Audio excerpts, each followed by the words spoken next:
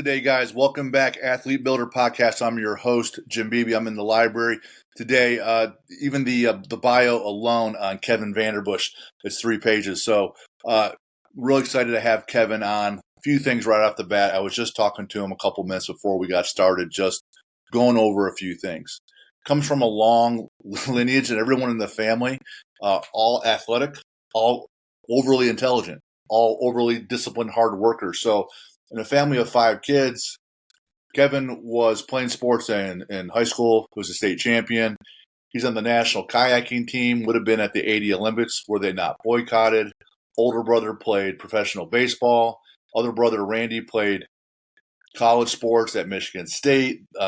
One sister was a basketball All-American. Another sister was a high-level high school athlete. Everyone in the family has at least a master's degree. One has 2. One has a PhD. A little bit about Kevin.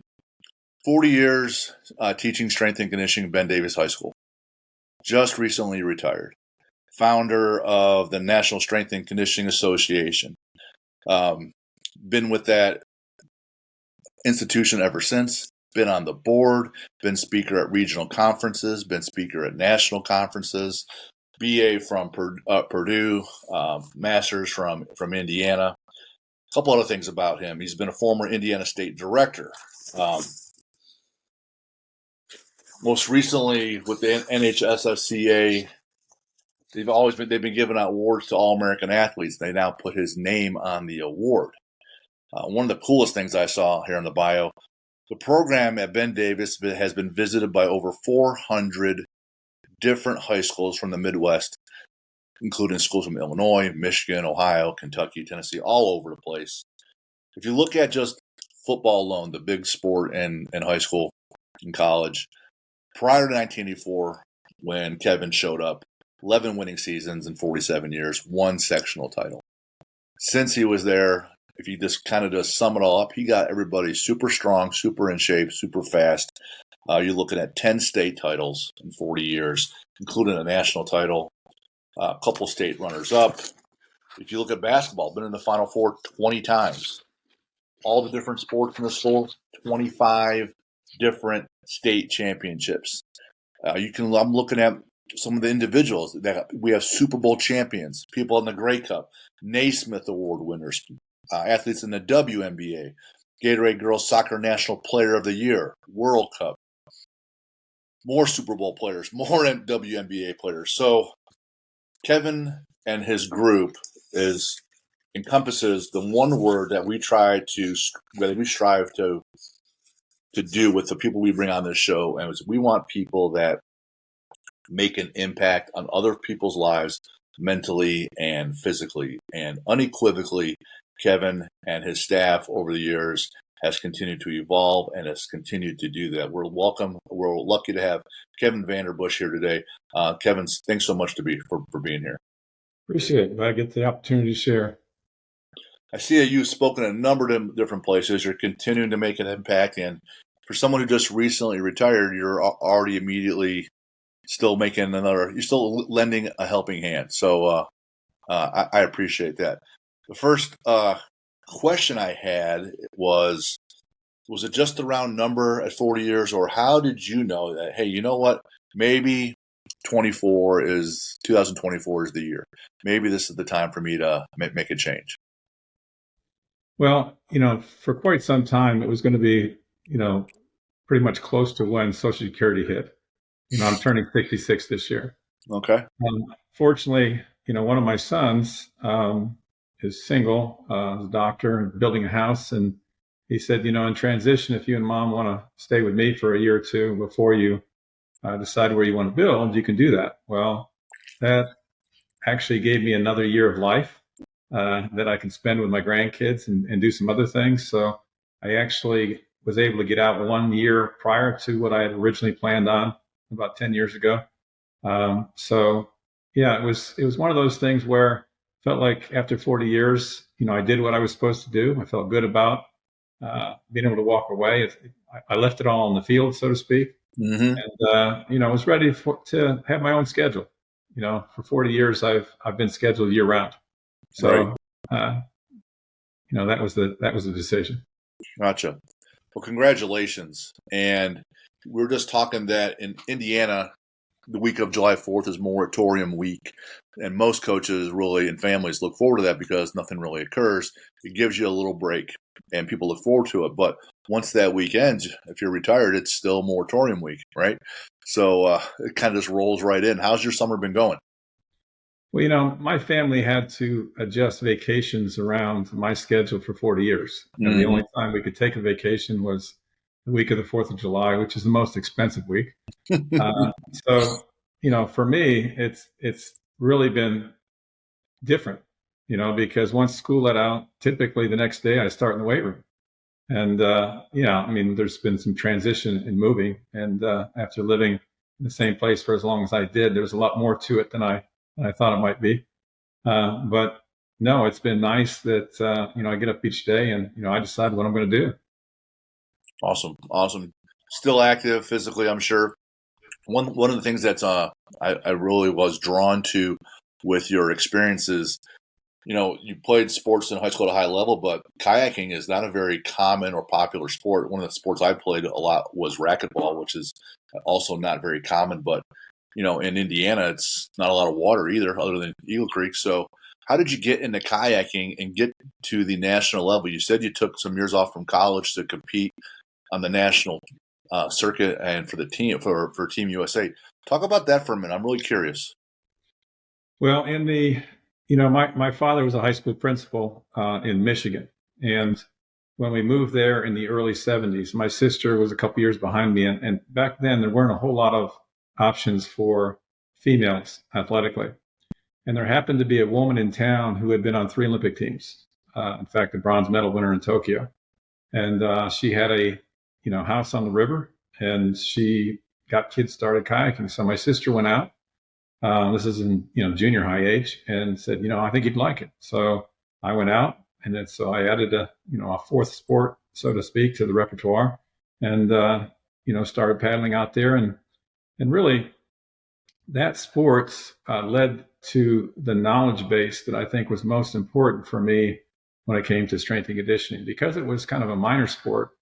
Once I competed, throughout junior high and did pretty well with that, participated in high school. And then once I went to the national level, I had to, talk to a lot of people about training methods, whether it was Olympic development coaches, whether it was college professors, whatever it was, because I had to understand more than a typical athlete would, because it was a minor sport. You didn't have a ton of coaches around.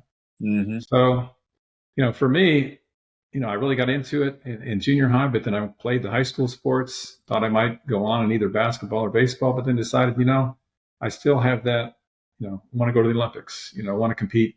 So took a few years off and just trained year round. Went to Olympic development camps in the winter down in Florida. 1979, my partner and I were at that time, were the fastest 2-man kayakers in the country. When we competed in the trials that went to the World Championships, got an opportunity to compete in Germany, Denmark that year, and stayed on the national team, through the training camps in 1980. But once the boycott occurred, had to get back to real life, and went back to college. So, it really was very developmental in me getting into strength and conditioning, because that background, was huge. And then having played baseball, basketball, football also helped, so that when I came, to Ben Davis as a strength coach, I could talk to people about endurance sports. I could talk to people about, hand-eye coordination. I mean, I'd played a number of different things, so I wasn't looked at as just fitting into one box. Clearly not. If you're playing the main ones, which you did, football, basketball, baseball, that kayaking was completely different. What I like is neurologically, you're going to evolve even further, because you're using your brain and your body completely differently than you would in the other sports. It gives you different perspectives, and your body has to grow and mature and strengthen in some areas, which again just translates to being another well-rounded physical athlete. So it's got to be the core strength alone, right? The shoulder strength alone, your back, you're going to be well set up for anything else that you're playing. So I'm sure it worked out great with the other sports in high school. Yeah. I mean, and back then, I went to high school in the 70s. And so, high schools back then didn't have weight rooms. Mm-hmm. So the fact that I, competed in kayaking and, had a coach who had us doing some weight training, doing some medicine ball work, doing some other things like that, I was kind of ahead of the game in terms of physical development, as I went to high school. One thing that I find very, very challenging is we at my gym, we work mostly with kids that aren't in high school, a lot of kids that are younger, and we have a few stragglers in high school, but most of them work with the high school strength coach, and we simply just try to be complimentary and just add a few things here and there that maybe they missed or didn't work on, like the kids didn't, or just wanted some extra help. But a lot of kids we talk to, they and their parents are saying, I don't really feel the need for the weight room. They're kind of anti-weight room. They want to just play a lot of their sport and their practices. And it seems that some of those sports seem to be gravitating that into that trend of developing kids that way. Is that making life harder for you strength coaches in high school and stuff? Is that you finding you getting pushback from people? Well, I had a kind of a unique situation in Ben Davis in that the culture we developed was so entrenched that I didn't deal with some of the things some other people do because a lot of times the parents of my athletes were former athletes of mine. So once you kind of sell the program's been successful. You're not necessarily facing the same thing. In fact, most of the people coming in are really they've already bought into the idea that both the strength and the athletic enhancement routines that we do there are going to help their son or daughter. So I didn't fight that as much. That's good. And at our school, the kids who would look for anything outside would tend to look for more specialized training in their sport. Like we have kids that go and work with a linebacker coach, or kids that work with a DB coach or receiver coach and so forth, because they felt like they already had the strength and athleticism taken care of in our program. Good. And so it wasn't the same thing. Now, I know that, parents a lot of times think they know more than they do about what their son or daughter needs. And, all of them think that they're going to get them that scholarship, and there's a lot of AAU coaches or club type coaches that will guarantee those things regardless of the athletic ability, and kids start performing because they think it's about getting scholarships, and I think that's really wrong. But I haven't had to deal with it as much as most. I do think it is a problem that people feel like all you do is play the game, and I think they play too much and they don't do practice enough. They don't work on skill development as well as not working on just strength and athleticism. Right. And I think it becomes about playing games, and it starts way too early. Yeah. When it comes to be about playing games at a very young age, it's, in my opinion, it's more for the venue to make revenue than it is for the overall development for the kids. The kids get better from practicing over and over and over again. It's 10,000 reps.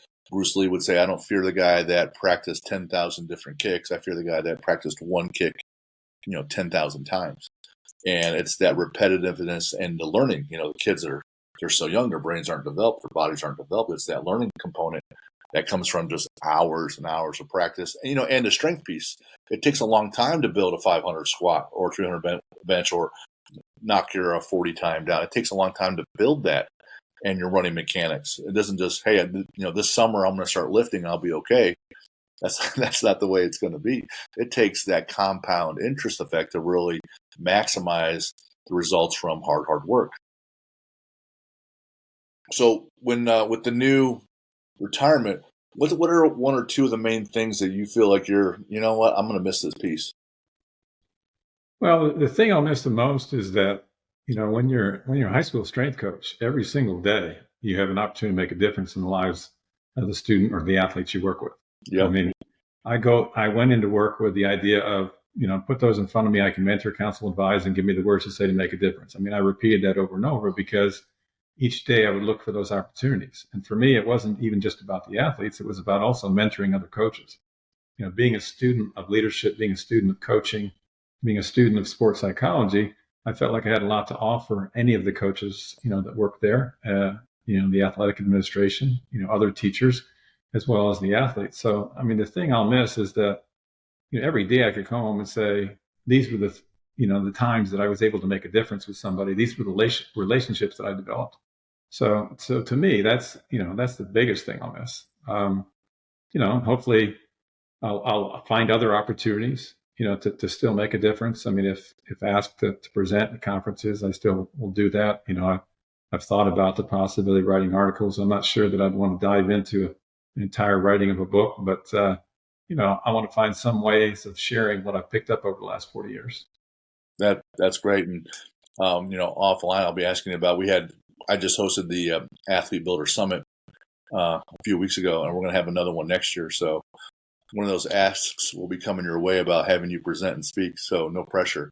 When you talk about making an impact with other coaches, on our show prior, we just had we've interviewed Matt Cates, Penn High School, Aaron Miller with Northridge. Chad Dockery is a good friend of mine that's now the athletic director down at Wrights down in Evansville. Those are the three people that have been on this show, and the word they use with Kevin Vanderbush is the godfather of strength and conditioning. So I said, is that from like a Vito Corleone, gonna beat your ass kind of guy, or is it from the knowledge, or is it a little bit of both? And they were just high praise that they come to the mountain, and the mountain gave them tons of strength and conditioning knowledge. So you clearly made an impact. So that was great having them on. They mentioned you, and I said, well, I've never met Kevin. I know Randy, and they said, well, give him a call. He's willing to talk to people. Well, I was able to start in high school strength and conditioning in 1984. I mean, and back then, there were a lot of MAC schools that didn't have strength coaches. I mean, Boyd Epley just started the National Strength and Conditioning Association in 1977. So, I mean, it was only 6 or 7 years old at that time. So for me, I was fortunate. I came out of college at a time when a school like Ben Davis decided, just football coach at the time, had been at Army and been at Purdue, knew that strength and conditioning was just getting started. The school itself had just purchased some equipment. So it was just the perfect storm, because I had put on my resume that I could be a strength coach, not knowing that, would necessarily lead to anything. But so I was able to start before most schools even thought about it. And so as a result, when we start in 84 and, the football team, you talked about had previous, lack of success. And we got to where, we were at the state championships, and 5 out of 6 years in a row, and we're national champions, and it drew a lot of attention to our school. And so once one school gets something, whether it's field turf or whether it's a strength coach or whether it's a big weight room, other schools then feel like, okay, it's okay for us to do that. And then getting those visitors, schools looking to us. So as a result, the reason that whole Godfather thing is thrown around, because I was the first. Right. And as a result, I think because of our successes, it opened the doors for a lot of other schools and a lot of other strength coaches, and they claim that helped them get their jobs, because we were successful at what we did. That's huge. I'm originally from Ohio, and Ohio and Pennsylvania are known for being powerlifting type of states. And like to a T, I don't know if it's just the industry or what. Like I've called people up randomly, Mickey Marotti at Ohio State, Louis Simmons over at Westside Barbell. And to a T, every time I call someone, and I don't know these people from Adam, and I just say, hey, my name's Jim Beebe. I'm trying to learn more about speed work, or I'm going to be in Columbus. Can I come by and watch practice or observe or follow your coaches around for an hour or two? To a T, everyone said yes, every time. And I think that people are just so adamant that, hey, let's just make people better and stronger, so it occurs mentally and physically, and it takes a team. That I think this in the industry alone, this isn't my background. My background's finance and investments. It's a completely different industry, and sometimes not nearly as welcoming if you're a competitor. But these folks, for some reason, they just constantly say yes, and you'll hear them on their other podcasts. Yeah, I called this guy up, and they said, yeah, come on over, and let's dive into it and learn. And you got 400 schools showing up. That's just huge. I think it's just an indicator that people would like to make an impact and help each other in the strength and conditioning world. Yeah, I think in sport, a lot of times people feel like they're always competing with each other, and so they can't give up these secrets. Sure. But in strength and conditioning, we're one of the components. It's kind of like an athletic trainer sharing methods of rehabbing athletes. We're trying to get that athlete ready to compete, but I think it lends itself to, sharing more, but also just kind of this industry. There isn't anything that anybody's coming up that's brand new. I mean, it's people are sharing stuff, that's been used before and refining it. So everybody learned from somebody. So I think there's much more willingness to share. So I'll be 50 this year. When I was a kid, I was playing CYO ball in some rec league, and if you played well in baseball in the summer, maybe you made the travel all-star team and you got maybe another 30 days, maybe 6 weeks of games. You're playing with some better talent, get some more practices, but that's it. And once summer's over with, it's the fall. So it's either, football or cross country or whatever. So that extra travel ball was like what separated people, because no one else really got that. Well, when you come into 84 at Ben Davis, most of the world is not really lifting, like you said. Most of them isn't. So, Bill Gates is basically the first guy who has unlimited access out at Washington with a computer, because his parents were professors. So he has all this access, and he's in this new industry that hasn't really developed yet, and he gets his knowledge a little bit before everybody else, just a few years. But he was able to ramp that up. So if you're the only one saying, hey, maybe you guys should get stronger physically, there's going to be a correlation from that and wins. And then you kind of like, well, here's the first guy, the pioneer, and look, it worked. It makes complete sense that it just kind of took off. I remember when we had our phone call a little while back setting up this recording, you mentioned that, hey, if I know that, let's say a football team hits this number, this total, squat, bench, clean. If it hits this number, there's going to be a correlation to wins and losses. Can you talk a little about that? Because if you can't squat the bar or bench the bar, you're so weak, you're going to get crushed. But, if you're hit this, at least this minimum number, this target, this total, all right, now we're in a discussion that we're strong enough to be able to handle the load and the physicality of the game. Can you talk about the research and how you guys came up with that, and how, like, trial and error that, hey, you hit this number, there's some good correlation. We might have a winning season. Well, when we first started, we were looking for ways to motivate the athletes.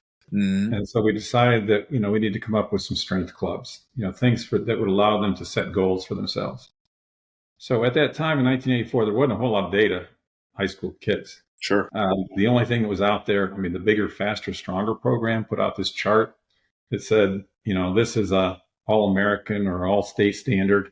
And so we developed our clubs kind of with that in mind, thinking, okay, they've got some data, so these clubs should be fairly similar. So we came up with a 400-pound squat club, a 300-pound bench club, a 235-pound clean club.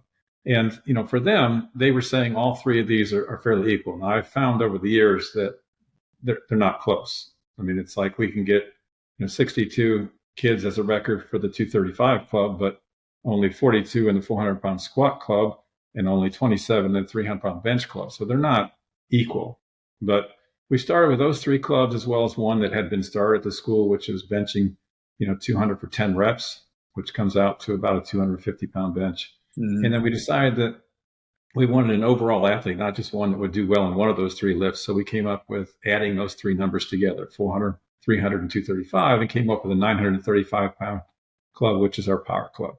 So we had those 5 clubs, and we kept track right from the beginning. And that first year we started in 1984, we didn't have a single kid that could meet the 235 and a single kid that could do the 935. We had 8 kids that could bench 210 times. We had 2 kids that could squat 400, 2 kids that could bench 300. And those were the same 2 kids.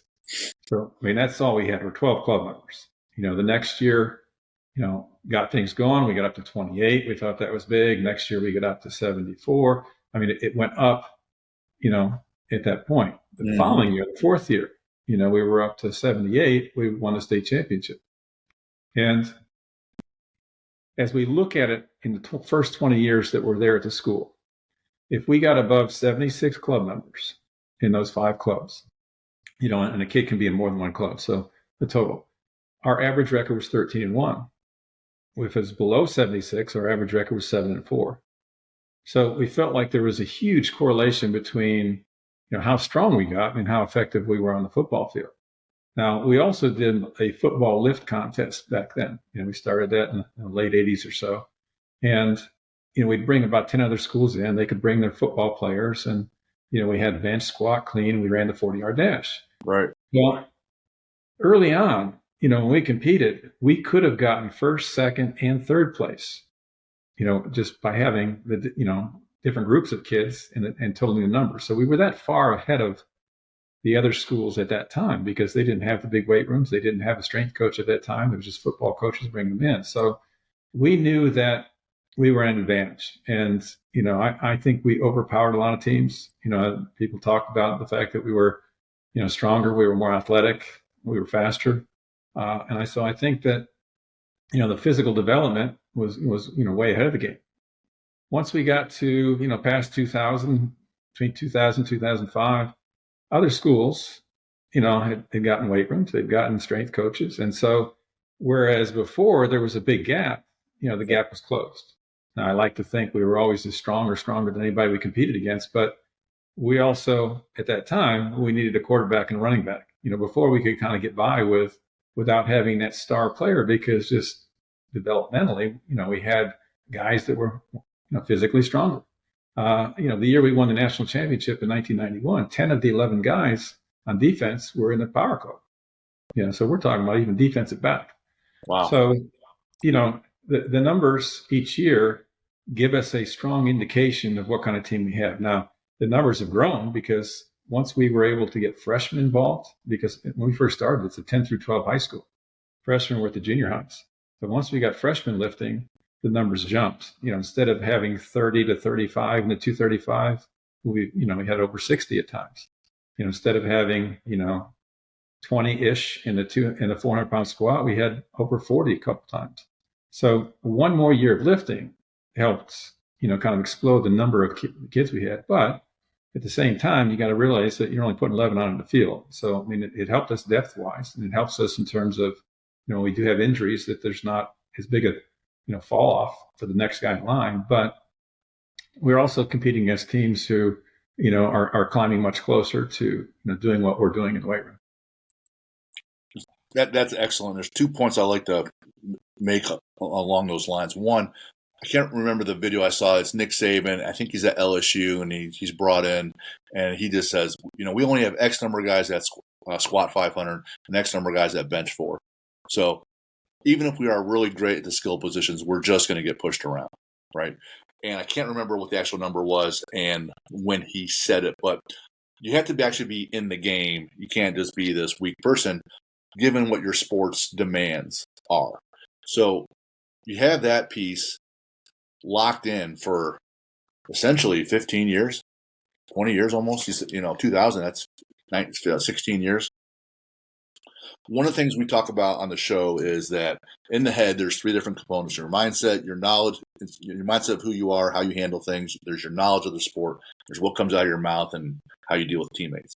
Physically, there's your training, there's your nutrition, and then there is your recovery. And each one of those 6 things, if you can find a big competitive – that's my dog, sorry.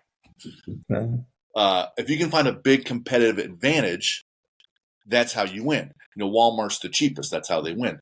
So for the longest time, if you're simply the strongest and most athletic, even if you don't have a skill player, you're winning at the line of scrimmage all the time.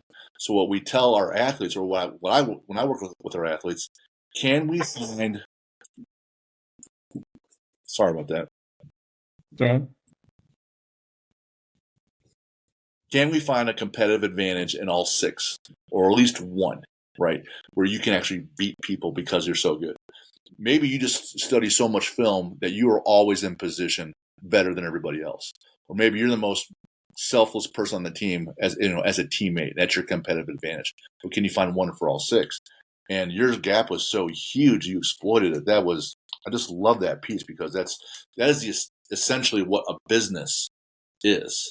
you have your competitive advantage, and that's how you make a bunch of money, right? So if you guys are simply the most athletic, well, here we are, 25 state titles. Here you go.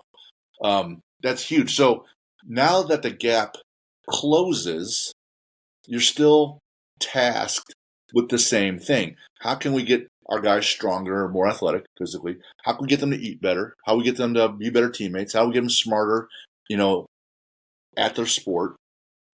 And you, as a strength coach, you're pouring all that into them. And I wrote down here that you spent a bunch of time on learning about the psychology of dealing with people, not just X's and O's and sets and reps and percentages. Talk a little bit about the psychology of dealing with these high school kids and getting them to perform. Well, again, one of the advantages I had was that, when I competed in the World Championships in 1979, I saw that the East Germans and the Russians had sports psychologists. So very early on, I was kind of in tune with the idea that there's something out there in terms of the mental component, that the people who are really doing things the right way. So, I became kind of a self-taught sports psychologist, read everything I could get my hands on in terms of sports psychology, in terms of, and it branches out into, any kind of personal development, any kind of mental toughness, any kind of leadership. I mean, all these things to me were components that, as a strength coach, would add to my toolbox.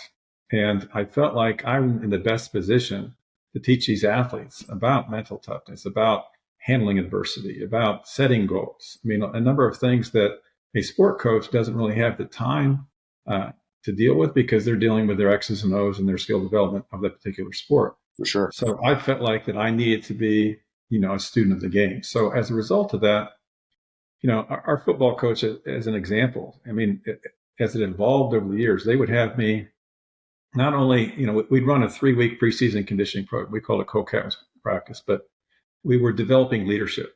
So I became that person that was out there with the whole team and with the co-captains, teaching them how to lead, teaching the team how to accept leadership. But at that same time, we talk about mental toughness. We talk about how conditioning transfers to what you do on the field. We had team sprints where they were timed. They didn't meet the time. Okay, how are you going to handle a turnover in a game? Are you going to start pointing fingers, or are you going to, get together and do things? So everything we did, we related to how does this transition to making you a better athlete, making you better on the field or on the court. And I also like to throw in making you better at life, because, I think sport is the ultimate, teaching tool for life skills. So, the football coach would have me talk with kids on Saturdays. I was the first one that dealt with the varsity. We'd do a little bit of a workout, but then we'd sit down for half an hour and talk about the attitude, about the leadership, about what went on mentally. Eventually it worked into where, I'm talking to the team before the game. I'm, running the warm up. I'm the first person to talk to them at halftime while the coaches are getting together with the X's and O's. I'm talking to again before we start the second half. So, my job went from, strength, athleticism, so forth, but as to kind of a, so-called sports psychologist, motivator. So, those things help us, and then I would also, again, get back to coaching the coaches, talk to them about the kind of things that they were saying to the team. We need to focus on, plays at a time as opposed, process versus outcome, things like that many of the coaches had not really studied. So, they were too big on, we got to win a state championship, or, these are the best teams in the state. We got to, do this, as opposed to, let's play our best football. Let's finish the game knowing that we got better. So, it helped me in terms of working with athletes. It helped me in terms of working with coaches. So, I think that's a huge part of it. The mental part, I think, is one that's overlooked by some people still, which amazes me, because it should be pretty much commonplace now. But I think as someone in the strength and conditioning field, it's ripe for being able to do that. You got a captive audience when you're between sprints. Kids will listen to anything, to get a little bit more rest. But they're also, it's a lot easier to tell them about, hey, you went into this thinking you couldn't run 50, 40-yard dashes in a row, and make it through. But now you do it and you feel good about it. Think about how much more your body can do, and, teach them about how the mental aspect affects what the body can do, but as you're going through it, it's really easy to say, hey, your body wants to shut down right now. You got to be tougher than that. You got to win that, that space between your ears. that's going on. So, I mean, it's just right for teaching mental skills. It really is, because the physical pain causes your brain to want to make a different decision. Whether you're out of breath or you feel like you might vomit, or it hurts having 500 pounds on your back. It hurts. You got to brace up just to unrack it, right? So mentally, there's so many lessons to be learned, whether you're in the weight room or at practice or in the game or off it. The first question I had was 935 is a big benchmark number for your clubs. Do you have something similar as a benchmark that says, you know what, that kid's not a pussy. He's mentally tough. Here's how I know he can do this. He'll do this. Yeah. When we first started, the numbers were high enough to where, okay, a smaller kid, would have a difficult time getting there. So in order to develop the program, we came up with things like benching your body weight 10 times, squatting 1.5 times your body weight 10 times. But we also, we tested vertical jump, we tested 40, we tested some other things that, would allow kids to set certain goals. But for us, we kept sheets on each individual athlete, which we listed all the results. Bench, their squat, their clean, their 40-yard dash, their 10-yard dash, their vertical jump, their body weight. And for us, it wasn't about always just trying to reach these certain marks, to get in these clubs. It was about making individual improvement. Sure. So, I did my master's thesis actually on the class, where I studied the percentage of improvement each 9 weeks in my class, replicated it 10 years later to see if we were getting the same type of results. And what I found was that, just the average athlete in my class, in the first year that they're in my class, each 9 weeks we test. Okay. So we're testing, 4 times during the school year. The average improvement is 6 to 8% each 9 weeks, the first year that they're in there. That's without, these, when you don't do a pre-test, or you do a pre-test and they jump a whole bunch. We don't do that. Right. The kids got to be lifting, over 2 months before we get any results at all in order to compare it with the next one. So it's 6 to 8%, whereas, next year it's, having been in the program longer, it's 4 to 6%. So, we know what those percentages are, but we're working with the kids individually saying, okay, this is the average. This is the range. This is how much some people can improve. So it's not about just making those clubs. It's not just about those numbers, but it's about individual improvement. And, finding out what those kids need in terms of, they need more speed. Do they need more endurance? Do they need more, jumping ability? Do they need more strength? Finding what's going to be best for them to be successful, and putting them in a position to do so. Coaches, you said, will say, hey, we need to beat these teams, or we need a state title, or kid says, I want to be on the board. Those are all milestones. Those are all tangible one-day events. I hit this squat. I beat this team. I won this title. That's not really the goal, though, right? The goal is, how can I get this coach or this athlete to set up the process to get on the board mentally, to come in and be intentional and intense each day? How can I get the coach to reach out and develop the other coaches? Because, you want to win on Friday, but you get what, 10, 12 games? That's it. You still got 52 weeks in a year. The real goal is, how do you get them to buy in that, hey, we're working on process goals here, being 5 minutes early to everything. Talk about that with kids, that those processes that aren't really that sexy to talk about, that being on time, staying a little bit extra, doing the accessories. That's where you make your big jump on your bench, because you did all your extra accessory work, because you did all the little things that build that up. Can you talk about that? Well, we were big on developing culture. And part of the culture was discipline, and talking about discipline as a habit. So, kids weren't allowed to be late. In my class, if they're not in the locker room, kids are doing push-ups, kids are doing extra things. We just call them motivators, not disciplinary action. We're going to give you more work because you haven't got it figured out. But I really think that high school age athletes want discipline, whether they understand it or not. And I've had some that, come back 15, 20 years later that will say, a big part of what I learned, from you was discipline. At the time, I didn't know it, but I needed it. And, I was successful as a result of going through that and experiencing it. So, I think that part of it, is huge. But, the culture to me, or even things as simple as, in my weight room, you have to wear tennis shoes, you have to wear shorts, you have to wear a full t-shirt, because That's, a discipline. Mm-hmm. You're not going to come in with, cut off shirts because, it's not like we're just putting on a gun show. We're in there as a practice for a sport. You're not going to come in with your "Hey Dudes" on your feet or your Crocs because that you're not an athlete. So Right. little things like that felt like were important to develop that feeling of we've got to do those things, and then from there it's what do I need to do today to make myself better. And I tell kids when they wake up in the morning, okay, there's a number of choices you can make throughout the day. If each time before you make a choice, say, is this going to get me to my goal? And you've set up goals. You've set up long-term goals, but you set up shorter-term goals. And we talk to them about that. But if all choices are made based on something that they are looking ahead in terms of this is what I want to accomplish, then it makes decisions much easier. Okay, do I go out to fast food all the time? Well, is that going to make you a better athlete? Are you going to recover as well? Are you going to perform as well? Are you going to have as much energy? Well, no. And so if you've already determined that I want to be as good an athlete as I can, then when you go to make that choice, it's very easy because you're always putting in front of you that how do I compare this to what's going to allow me to be my best self?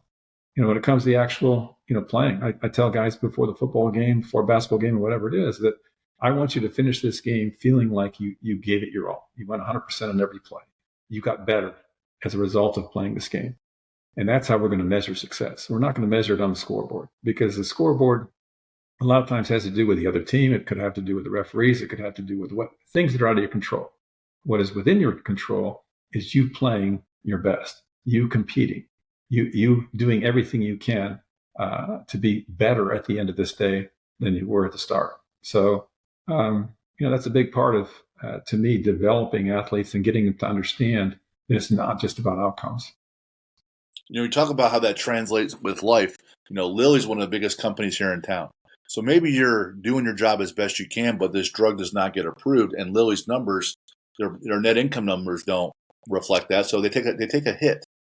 There are things that are out of your control, in all these organizations everywhere. And if you start focusing on those things that you can't control, I find nothing but misery. Personally, I'm upset. I'm worried. I'm anxious. I'm pissed. Right? If I can sit there, hey, these are my markers. These are my top tasks. I'm going to knock these out and then help my teammate knock out one or two of his. All right. These are things I can feel good about. And I said, this is why our phrase is win the day. These are the things that we can work on today and get there. I think that's a great way to approach that and developing that culture that way that you guys had there. Every once in a while, you have someone that's different, right? I see NFL player, WNBA players, Super Bowl champions. You find some people are different. Some people are going to be different physically, right? Some people are going to just work harder, but they don't have it physically, right? And then you get the Peyton Mannings that they come from the family, they have the size and the genetics. Physically, they're there, and he's still the first one at the facility and the last one to leave, right?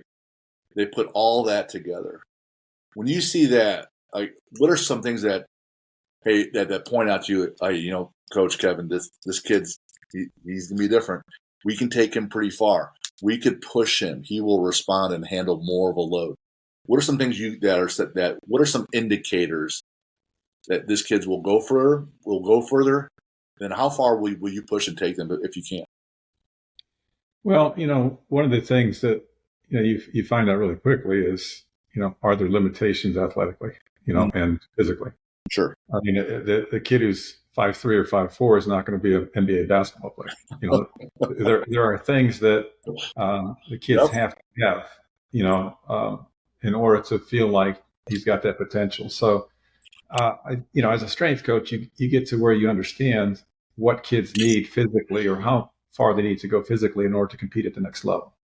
So, that becomes invaluable in terms of, kind of guiding kids in the right direction.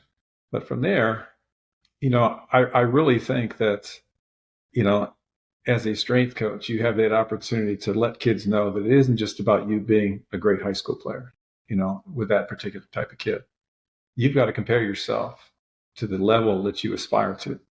So are you working in a way that's going to allow you to compete collegiately or professionally? Because it's not a faucet you just turn off and on. Okay, once I get to college, I'm going to start working. those guys at college, well, if you're a male, those are men, 18 to 23 years old, that you're going to have to compete with.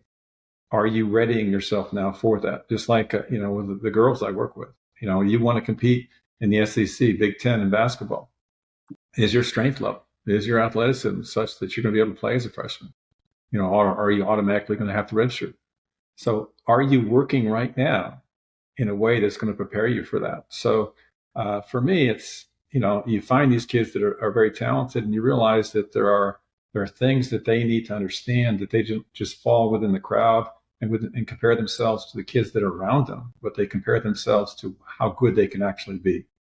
And, you challenge them with things. Okay. Don't just get excited about making this club. Get excited about the fact that, this is a goal that you could potentially reach. This is what the average, if you're a lineman, this is what the average Big Ten lineman looks like. Right. Do you look like that yet? And so I think you share with them what the next level is. You also talk to them about, how they stand out, mentally, because, hey, if you're going to be that good, you also going to have to develop leadership skills. So how are we going to develop that?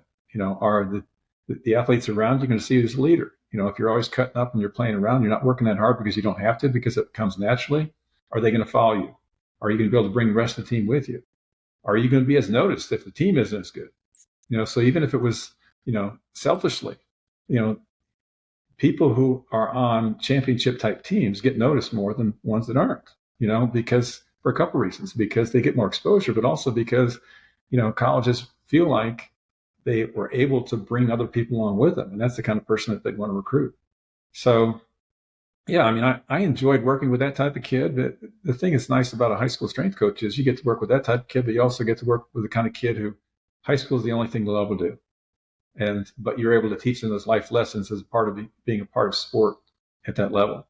So, within that same room, you've got a kid who, you're going to explain how you're learning life skills by only ever being a JV player, never really getting to play varsity, but you're going to, go on to be successful in life because you learned how to do this, to the kid who, potentially could be making millions of dollars someday as an athlete.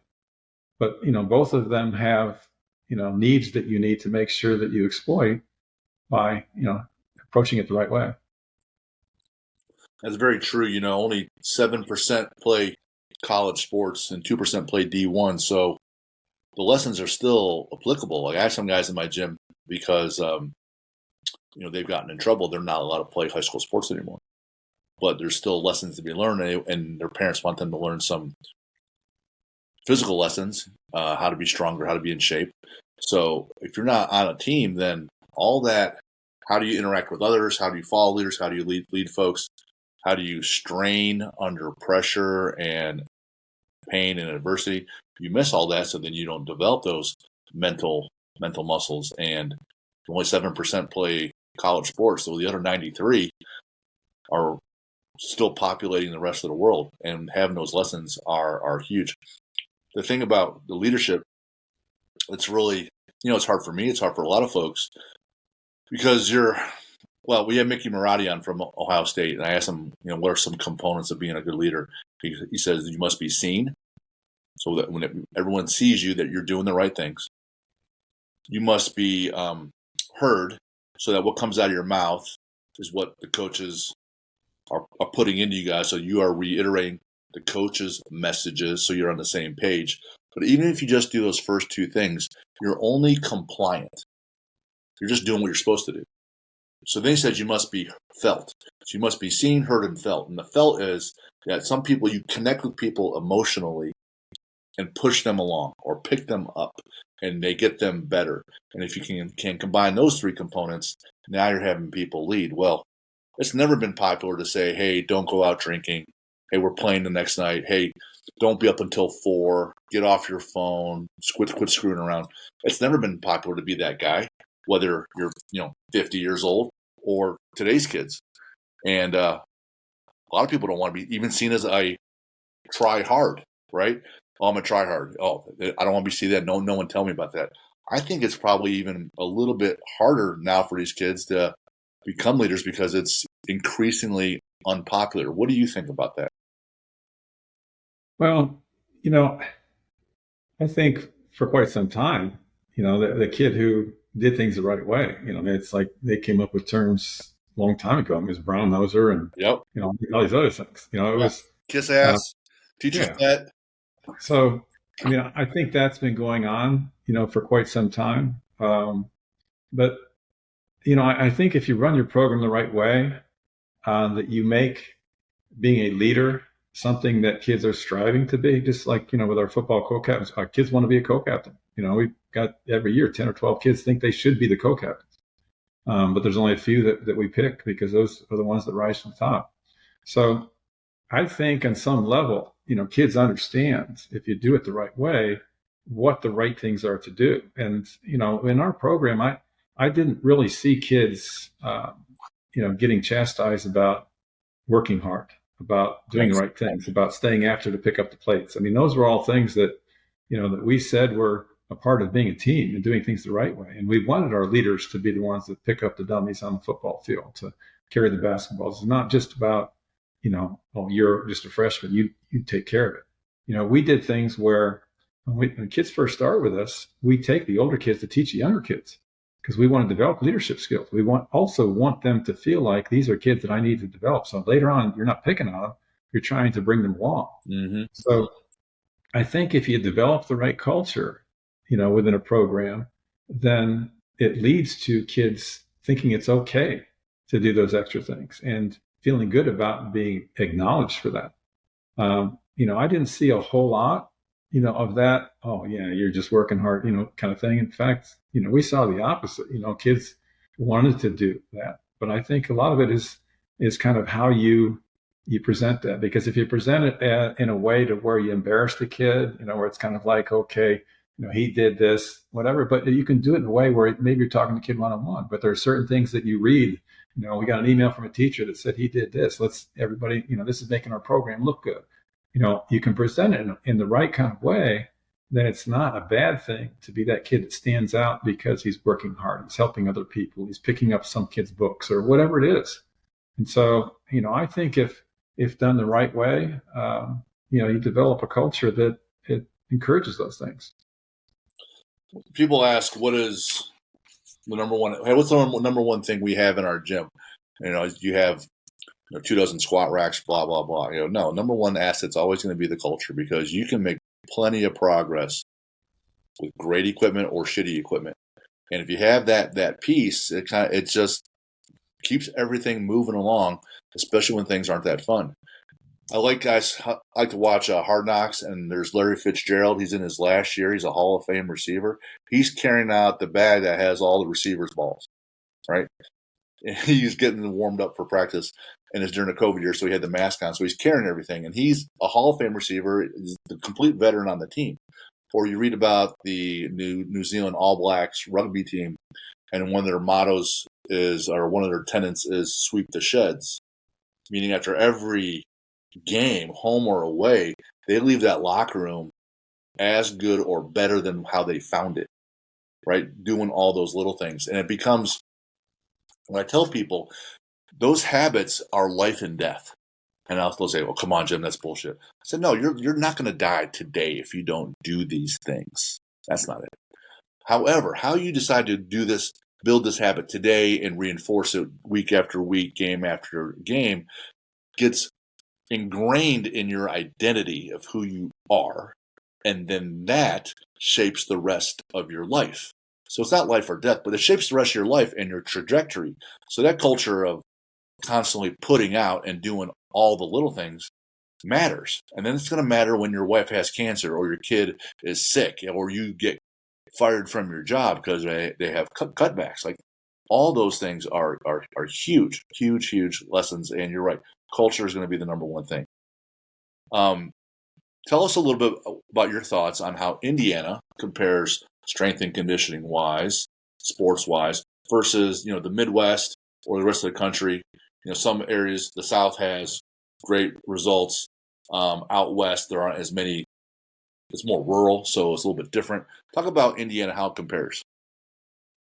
Well, when we developed the National High School Strength Coaches Association, back in 2016, we looked at how membership grew and so forth. And what we found was that Indiana was right at the top in terms of number of strength coaches per high school from any, compared to any state in the country. Awesome. And I think a lot of that, has to do with, what we talked about earlier, that, I was fortunate. I got in there. We were successful. Other people copied. And so it's become something to where many schools throughout the state of Indiana have the strength class during the school day. They have a strength coach. They've built bigger weight rooms. And so as a result, it's just kind of like the gyms in Indiana, where they're bigger than they are the rest of the country. But we've been successful with it. They're pretty nice.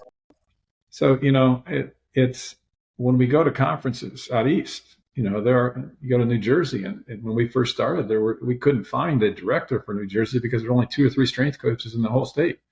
So it was there. There are places throughout the country that still haven't caught up, but Indiana has been, very much ahead of the game.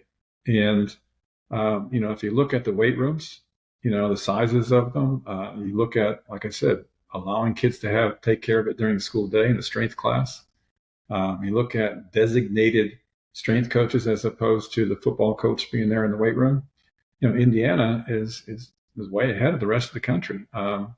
Texas does pretty well. Georgia does pretty well. And another couple that aren't too bad. But, if you compare it in terms of how many do we have compared to how many, schools are in the state, I put our mark up against anybody.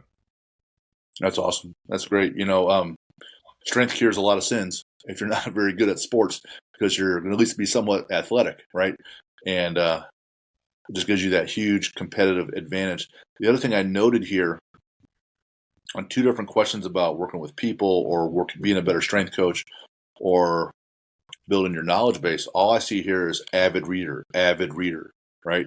And you can see this is just a fraction of the books in our library downstairs behind us. But I want just right off the bat, like, what are some authors or books that you're big on for sports psychology or leadership or personal development? Because we're always looking to get people better. Kaizen is one of our core values at the gym, which means trying to get 1% better in everything that we do. Talk about being an avid reader or listening to podcasts or books on tape. Like, what are some of your go-tos?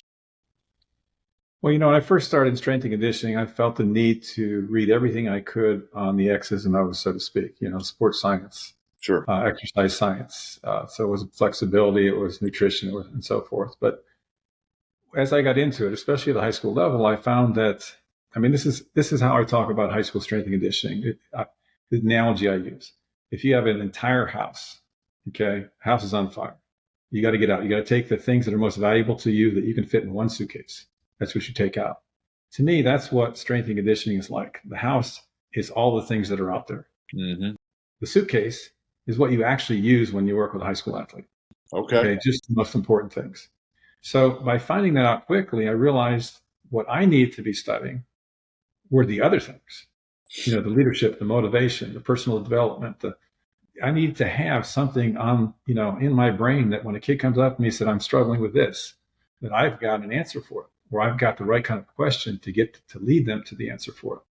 So I just started reading everything I could. It started off with sports psychology. Then it was like, okay, as I'm reading sports psychology is how you deal with relationships, how you deal with my kids, with my wife, with family, with colleagues. And so I realized that personal development carries over to everything you do in life. Mm-hmm. So I started reading more, as I branched out, whether it was anything that had to do with like self-help, personal development, and so forth. And, I got to where, I would say the last 5-6 years at least that I was teaching, that I was reading about a book a week.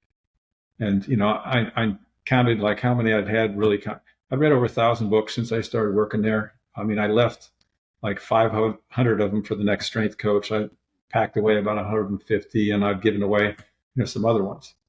But I really think that reading as opposed to listening, you learn more because you're seeing it. I think highlighting the important things takes another level of repetition. Yep. I think taking your highlights, and I used to type them up into a Word document. It's because by having to take it and paraphrase it, it was another level, another repetition. and then reading it and then sharing it with other coaches.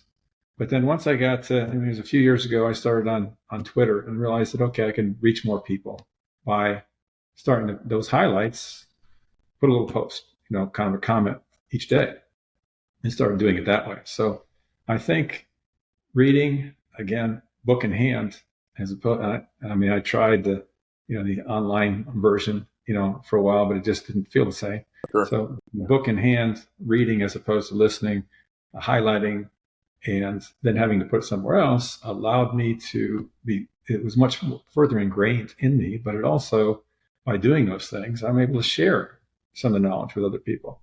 So, I think that's important. But, when I look at authors, I like the John Gordon stuff. He's written a lot of really good stuff. Yep. Pat Williams used to write a lot of really good stuff. There's a guy that's, I've read recently, Dr. Benjamin Hardy, who's written a couple of really good books, Live Your Future Now and The Gap in the Gain, which, I think are great for anyone to read. And I quote those all the time. There's a book that was put out not too long ago. I'm probably pronouncing it wrong, but it's Arete. I think it's Arete or something. Arete, yeah. It's like a 1,000-page book, but he condenses about 70 or 80 books within that, and it's like a thought a day type thing, because the sections are very short, so somebody can read it in pieces if they want to, as opposed to all at once. But to me, once you start in on those books, and you're buying them, Amazon sends you, that, okay, if you like this, you probably like this, where you can start, finding other ones. And, as you share with a group of people that that read that type of thing, then when they find it, it's like, hey, here's a good one, I'll look into. And it becomes much easier to kind of continue to find those other resources. But, for me, it was just like, I'm ordering books all the time. Yeah, my wife actually reads more than I do. She doesn't really read about the improvement books or mindset or things like that. Hers are all U.S.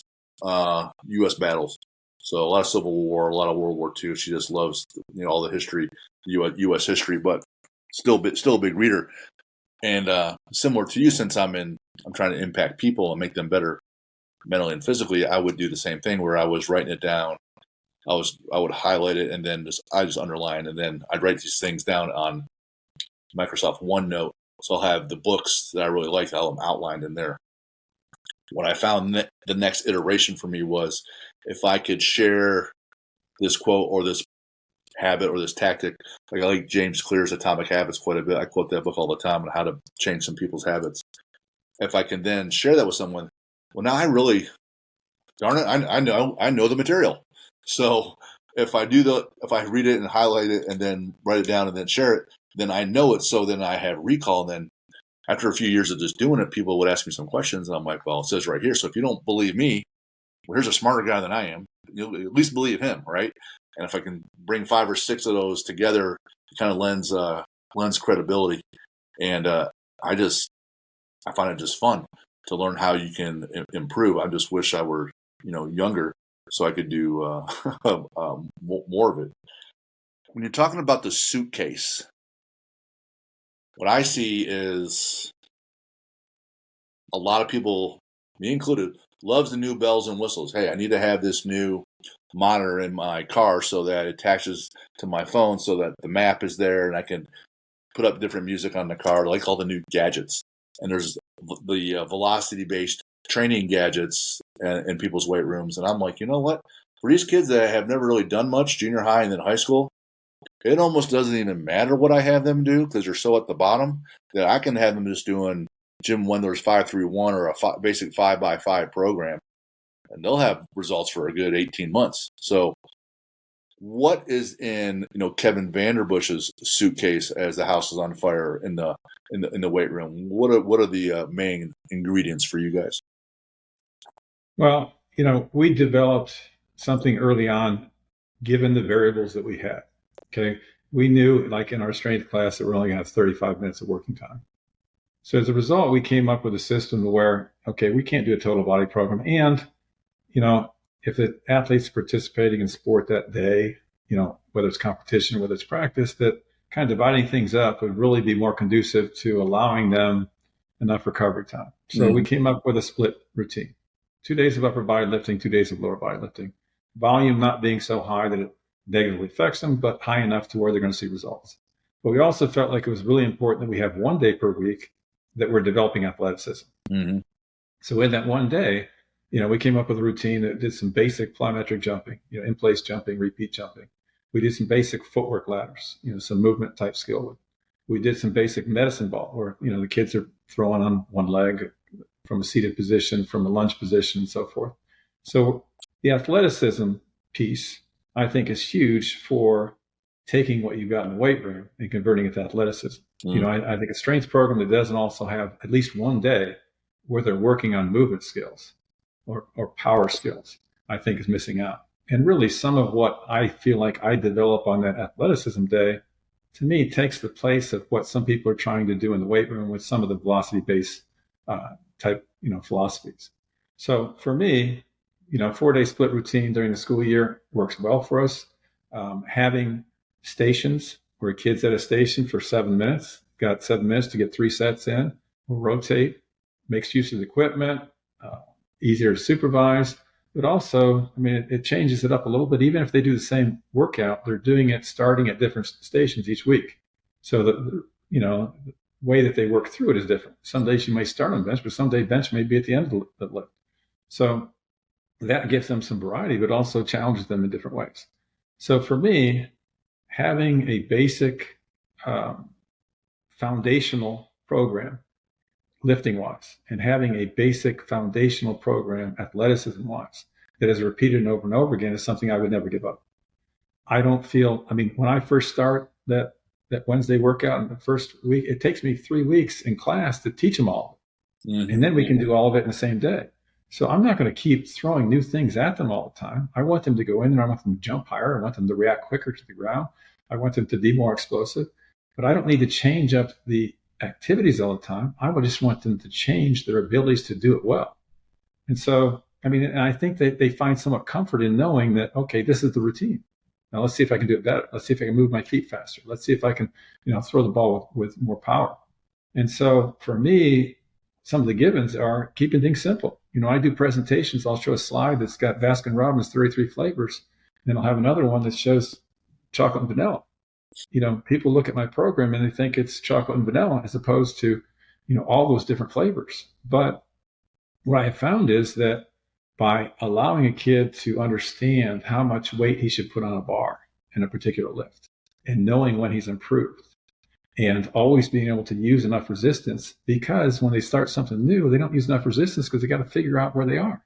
Yes. But by keeping it the same and keeping it simple, it allows them to see consistent progress. And yeah, to me, a lot of what sport is mastering the mundane. Yep. So rather than saying, okay, I'm going to change what I do because kids, just don't have the attention span or whatever it is, I'm going to teach them that the basics, the fundamentals, the scales on a piano, are something that even the masters work on. And so we're going to keep it simple. We're going to change it up in the summer. We're going to go to total body routine 3 days a week. We can do some different things after school when we're working on higher volume, and we can make some changes there. But my base program is something that I'm sold on needs to continue. Needs to be that we develop that foundational strength, that foundational athleticism before worrying about, all of the extra bells and whistles. So we have a 5-station routine that hasn't changed. So when we order equipment, we just replaced all the equipment a few years ago in the room.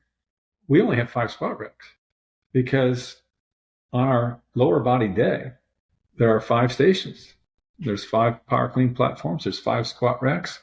There's 5 places where they do a single leg deadlift. There's 5 hack squats. There's 5 boxes where we go through a single leg progression.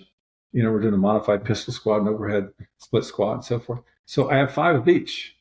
Okay, so 5 times 5, there's 25. Mm-hmm. Okay, 2 kids per. You can fit 50 kids on that side of the room. I don't need a whole bunch of extra racks because they rotate around. Everybody gets the opportunity to use them. Right. But by doing this, they're getting all 5 stations in. They're getting explosive lift. They're getting an overall lift. They're getting, one where we're working on hamstring, and the same thing on upper body. So I can fit 100 kids in my room with only 5 squat racks, with only 5 benches, with only 5. So, that to me also is is huge in terms of, I wouldn't get rid of that. I mean, I wouldn't go to. I mean, I would struggle when I go and do, different things at places where I walk into the room and there's like 30 squat racks and nothing else. It's like, okay, well, you're gonna have to use these 5 for power clean. You're gonna use 5 for squat. You're gonna use these 5 for bench. Kind of working out that way. There's a couple big principles right there. Whether, like my prior world at JP Morgan, there's the compound interest effect of investing or time value of money if you're borrowing. And then in the athletic world is the compound interest effect of incremental improvements physically, right? And if you're constantly changing the movements, then you stop that compound interest effect a little bit. It takes neurologically for the kids and adults to learn the movements. And then if you just do it once, the next time is already going to be better. And the third time is going to be better than that. And that law of diminishing returns doesn't really kick in for a good while. You're not going to plateau for a good long while. So there's no real need to change. You're right. I say you got to be able to make love the boring, or the mundane like that. So, but if you can, they call it the fundamentals for a reason. If you can just not give a shit that say, hey, we're just doing the same thing. I know what I did last week. I know what I did here. I did 4x10 at 50-pound dumbbell overhead press. I'm going to try to get 4x11, or I'm going to try to get 4x10 at 55 pounds. You know where you're at, so you know what you can probably try to build the next time. If you're always changing it, well, I don't know. I haven't built up a baseline yet, so I got to figure that out. I find it to be a challenging sell, but I think it has the most impact of just beating on those things that give you that big compound interest effect. Huge. You can make so much progress with a barbell, kettlebell, some bands, the basics, Yep. Yeah. So where are you working out now? Do you have your own gym set up at home, or how's that looking? Well, in my son's house, fortunately he put enough room to where we've got 4 pieces of cardio equipment. I've got a rower. I've got an actual kayak machine. Okay. He's got a Peloton. He's got a treadmill. And then, we've got a set of dumbbells by 5 up to 75. I've got, bench press, incline dumbbell. And, I also have a, weighted vest that, pull-up bar and, some other things like that. So I've got enough to, at close to 66 years old, keep fit here. Yeah, man. It's nice having it in the basement, Sure. where it's just like you go there and you take care of it. Because I don't think I could handle heading to the gym. After 40 years of having my own weight room, right, in high school, working out in the morning before anybody got there, going into a crowded facility and, dealing with some of the things that you deal with there. Right. This doesn't fit me. And so, this will work well for me. Is there kayaking in the future? On the docket for you? Oh yeah, I mean, I paddled out of Eagle Creek consistently, and as I moved up here to Westfield, it's a little bit further away, so I'm going to have to find public access on Morse and that type of thing, which is something I'm looking into right now, possibly White River. But I mean, at Eagle Creek, I went out pretty consistently 5-6 times, week in summer, 6 miles at a time. I enjoy it. I mean, it's the kind of thing I can do from spring to fall. Something I love to do that I'm kind of terrible at so far because I don't have built up the reps because I like fishing. So do you ever just drop a line off the back of your kayak when you're just paddling along, see if you can snag something along the way? The kayak that I have, you wouldn't do that with. I mean, it's one that if I put you in it, you'd fall out right away. I mean, right. It's a very narrow boat, and it took some while to learn the balance as a youngster. And I've found that by putting other relatives in it, that they can't even take a stroke without falling out. So it's not one that's designed for that. I mean, it's just wide enough for your hips. I mean, you get up to when you go 6 miles straight, I'm about 6.5 miles per hour kind of thing. So I mean, scooting along, So it's more of for fitness for. Sure. That than it is just kind of leisurely. Yeah, you're working. You're trying to make some hay there. I get it. I always like to wrap up with a couple things, just kind of rapid fire questions. When you're listening when you're training, what would you like to? What do you usually listen to? Classic rock. All But right.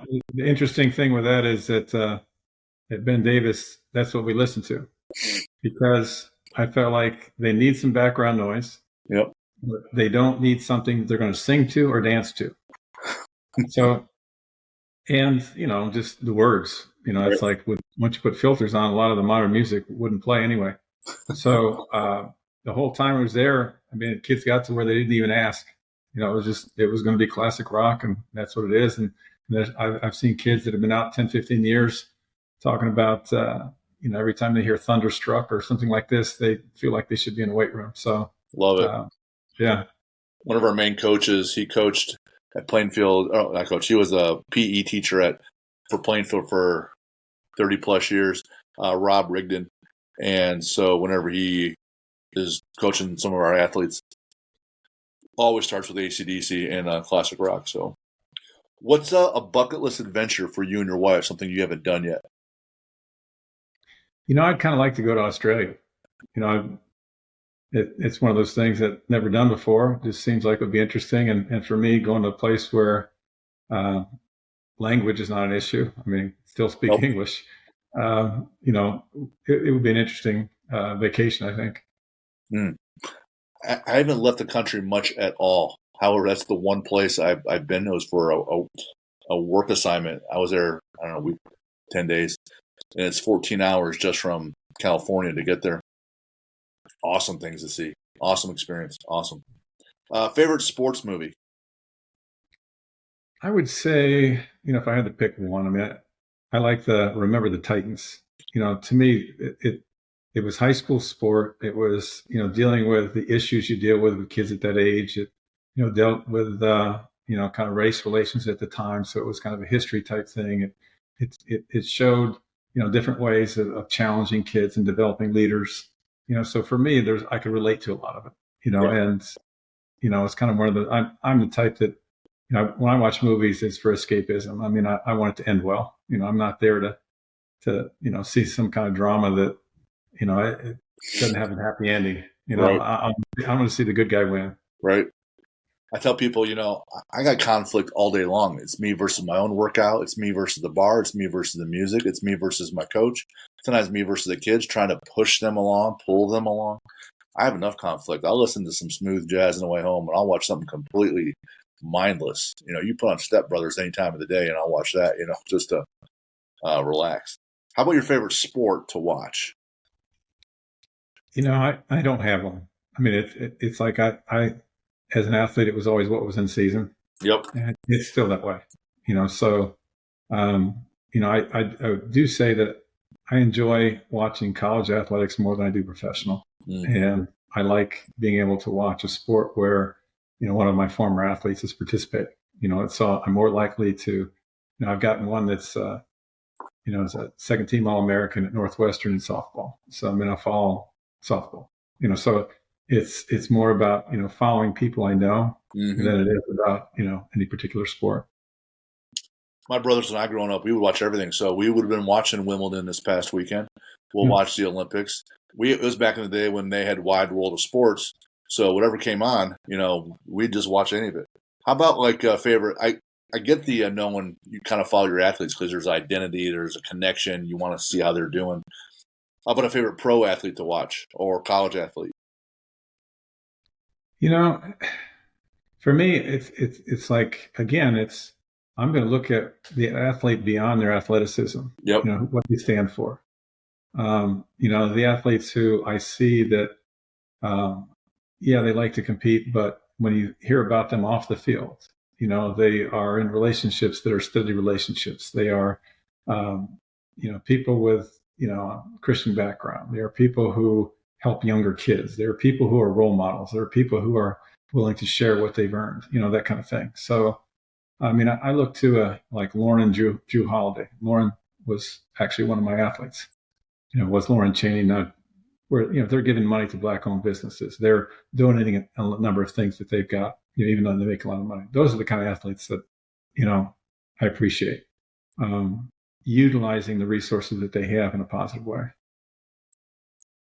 There's a my wife and I we call that nerding up the sport or the activity, or shows nerd up these battlefields that you find the background. So that's why kind of, Hard Knocks is such a popular show, because you see these guys going through and they're getting cut, and then, and they made it. And if you actually know the athlete, it's amazing. So if you read these autobiographies or biographies of these athletes, I just finished one this past week. It was called Fearless, and it wasn't for sport. The guy was a Navy SEAL, and they made sure that all his shortcomings were completely identified in the book. Big drug habits, 11 felonies. Parents said, "Hey, we're letting you get arrested. We're not defending you." Right? Turns it all around, and family, big Christian. He's at SEAL Team 6, the highest level for the military and the SEALs organization. Countless missions. He's one died in the line of duty, but he's over in Afghanistan, and he keeps bringing back on these deployments these sneakers and tennis shoes for these little kids, because they still have winter out there and they're in flip flops. So he just brings these shoes all the time to help these kids, So he's over there they're hunting bad guys, but he's trying to help these destitute folks at the same moment. So, stories like that are like this. The adversity that they can overcome is really the attractive thing for me to watch and see. It's pretty cool. You got a favorite book or books? I got your authors. Yeah, I mentioned a couple of them, but I would say, to me, everybody should read The Gap in the Gain. And the idea in that book is that, throughout life, we always look at ideals. And many people struggle with the fact that where they are compared to what they'd like to be is a gap. And they focus on the gap, where they fall short, where they don't make as much money, what this relationship isn't good enough, whatever, as opposed to focusing on the gain in life, the positives. And I think he did a really good job of presenting that whole concept. And, I use that over and over again with people that, in teaching, you can either focus on where we don't make enough money. There's all kinds of extra things that we have to do. Or you can focus on the idea that I get an opportunity to make a difference every single day. I spent 40 years in an occupation where I felt like I really made a difference in those 40 years. So to me, The Gap in the Gain is a concept that everybody should, kind of really wrap their arms around. If you have that approach, I got to believe you're happier. You're not as stressed. You're not as pissed. You're not as envious. And when I tell athletes, and they say, well, I give them this little example that you've done this much work and you feel like you should be here on a comparable level, and maybe you're here and you're kind of pissed. Well, when you're doing this much work, like any other science experiment, you're making some assumptions and some calculations that this is what I need to do to be at this level, and we were just simply off by a little bit. You wanted to be at this level, and it turns out you got to do this much to get there. Okay, fine. So let's just reassess and get there. And it's that, what's that African proverb? The being envious is robs you of the joy of today, or something like that, versus just like we talked about before, focus on what you can control, your controllables. And that same author wrote a book, Live Your Future Now, which to me is another really good one, where the concept being that, where do you hope to be someday? And if you have that in mind, then it helps direct today. It does. Because the only way that I get where I want to be, as I look ahead and, how I want to look back, is if right now I'm understanding and have a good conversation with my future self. People who have conversations with their future self or see their future self as somebody are much more successful than people that just, seat of the pants, live by the moment, as opposed to, where do I want to end up? One of the guys we had on here was a 2-time All-American thrower from Ball State, and I asked him about nutrition. He says, I try to eat so that I'm happy about what I eat tomorrow. So I want to eat some today so that tomorrow I think, that was a good choice. I'm trying to just a one-day future, which means I'm not going to have a big hangover tonight, so tomorrow I'm regretting it. Or I'm not going to eat a ton of fat and not enough protein, or a ton of carbs and not enough this, so that I'm regretting it. I want to eat today so that tomorrow, just one day, I'm feeling good about what I had yesterday. And it's just living that future, that one day, like right now. And what was cool about him, as you pointed out before, discipline's a big thing. This guy, Zach Riley, has been meal prepping for 14 straight years. And he's a PhD professor down at IUPUI, so he competes in Highland Games, at the master's level and across the country and across the world. And he's been meal prepping 14 years. 14 years. He's in his 40s. 14 years. That is so consistent and disciplined. That is amazing. How about like a favorite superhero? It could be comic book. It could be any kind of story. It could be any kind of movie. I don't care. It doesn't have to be comic book, but I always ask, what are your favorite superhero and favorite supervillain?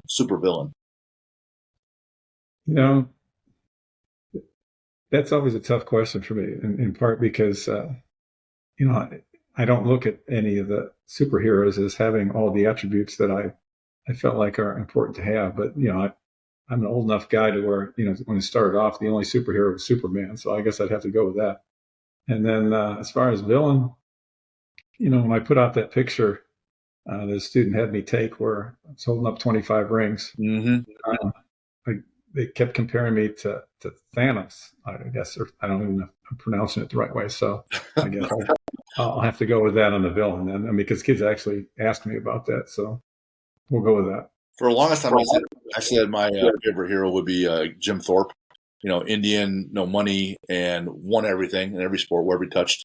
And then for villain, I said Hannibal Lecter. I just thought his mind was amazing to watch, but he's really kind of a messed up dude. But yeah. All right, you get to pick one lift in the gym. That's your favorite lift. What's that going to be for you, Kevin? Probably bench. Bench has been the one that I've been able to determine, how strong I am and how much I'm losing with age. Right. And there's a certain amount that I can lift up until my late 40s that I thought I'd be able to do forever. And then once it's, late 40s, early 50s, I saw the decline. Yeah. Then it got to where it dropped to a certain point, but then it stayed there, and it stayed there for probably the last, 10 years or so. Okay. So it's kind of like always, I guess they use the term benchmark, but it's my benchmark for, how much am I losing as a result of just getting older? Right. So, you have a favorite quote? The thing I've always liked, the one is life is a grindstone, whether it wears you down or polishes you up depends on the stuff you are made of. So again, it goes with my philosophy that, we face a lot of adversity in life and really even should be challenged by adversity and put ourselves in adverse situations. And if you do that, you become a better person. Right. If you're made of the right stuff. Yeah, confidence comes from reps. The more you want to have a glimpse of your future, show me the 5 people you hang out with, get comfortable being uncomfortable. Those are still the truisms of the day. And, Kevin, I'm really glad to have, met you. You're at the end of your, career at Ben Davis, but it sounds like you're still going to be making an impact going forward. So, thank you so much for your time today.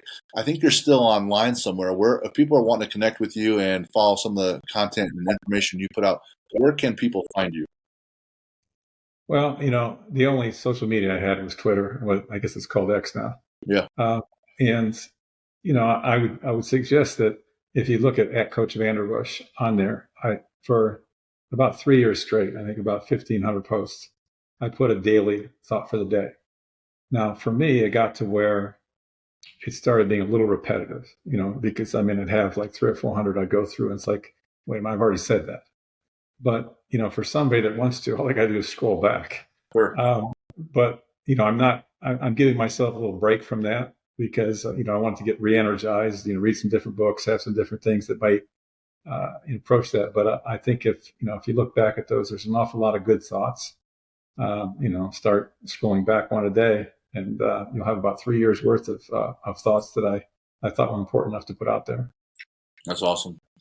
My dad, I was in the late 80s. He bought me this book called The Edge by Howard Ferguson. He was a wrestling coach at St. Edwards. Yeah.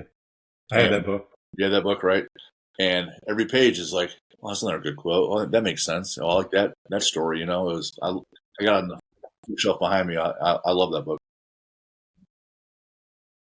All right, so we can find you on Twitter. For those that have questions for the show, you can continue to email us at info@athlete-builder.com. July 22nd is the big day. My first book goes on pre-sale, and it'll launch September 30th. Also alongside a digital course and planners that go along with it, go along with it for athletes, so they can map out how to improve the 6 things, those 6 components for building athletes daily, so they can keep adding those inches up in that compound interest effect. So that's how you guys can get a hold of us. Kevin, thanks so much for the time today. Thank you for the generosity. Thank you for your wisdom and your patience and the impact that you're helping us today and everyone that we reach through this modest show that we do. We're just trying to help others get better. So you're continuing to do that, and we're lucky to have you on. Enjoyed it. Appreciate it, Kevin. Thanks so much.